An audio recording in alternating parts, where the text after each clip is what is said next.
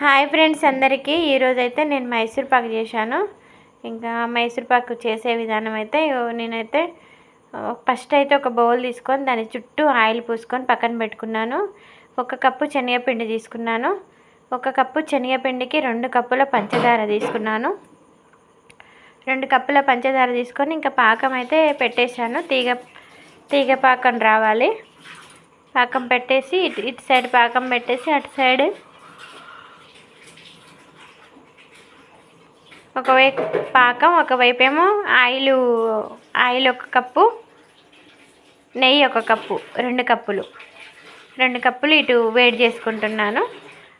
అదే కప్పుతోనే ఆయిల్ 1, నెయ్యి 1. ఈ పంచదార ఇంకా తీగపాకం రావాలంట. తీగపాకం వచ్చిందాక ఇక మనం కలుపుతూ ఉండాలి. అట్లనే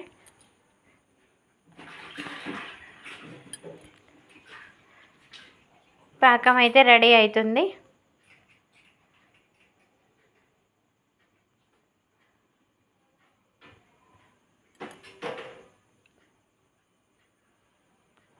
పాకం అయితే రెడీ అయింది. ఇంకా దాంట్లో పిండి వేసి కూడా బాగా కలపాలి.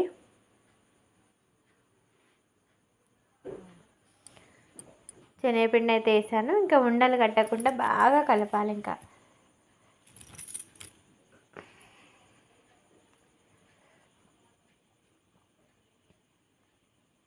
పిండి బాగా వచ్చేటప్పుడు ఇంకా మనం పక్కన కాగబెట్టుకున్న ఆయిల్ కూడా దాంట్లోనే పోసేయాలి.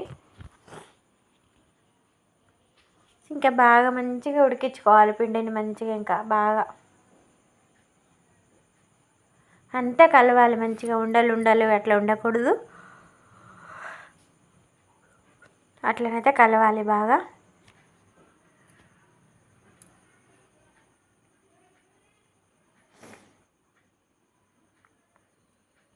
నేనైతే ఇదే ఫస్ట్ టైం చేయడం.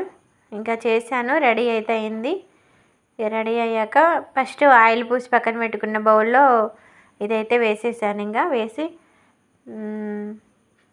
అది తడిగా ఉన్నప్పుడే ఇట్లా గీతలు పెట్టాలంట, లేకపోతే రాదంట. ఇక చూడండి మంచిగా ఆరిపోయి బాగా అయితే వచ్చింది. సూపర్ ఉంది. మా అత్తకి ఇచ్చిన సూపర్ ఉంది అన్నది. అంటే మా ఆయన అయితే లేనే లేడు, పొద్దున్న నుంచి పాపం బిజీగా తిరుగుతుండు, తినలేడు. ఇంకా మా అత్త అయితే తిని బాగుంది అని చెప్పింది. పక్కన వాళ్ళకి కూడా ఇస్తే చాలా అంటే చాలా బాగుందని చెప్పినారు. మీరు కూడా ట్రై చేయండి. చాలా అంటే చాలా బాగుంది. మైసూర్ పాక్ చేశాను ఈరోజు నేను. ఇంకా సాయంత్రం అయితే గణపతి పూజ, సంకటహార చతుర్దశి కదా, గణపతి పూజ అయితే స్టార్ట్ అయింది. ఇంకా వర్షం అయితే ఫుల్ వర్షం వస్తుంది. ఆ వర్షంలోనే పూజ అయితే ఇక చేసి కంప్లీట్ చేసినాము. పూజ చూడండి, గణపతి ఎంత చక్కగా ఉన్నాడో, బొజ్జ గణపతి. జనాలు అయితే బాగానే వచ్చినారు. పూజ అయితే బాగా జరిగింది. వర్షానికి కూడా బాగా జరిగింది పూజ. మామూలు వర్షం అయితే రాలేదు, ఫుల్ వర్షం వచ్చింది. చూడండి ఎట్లా పడుతుందో వర్షం. Okay friends, bye.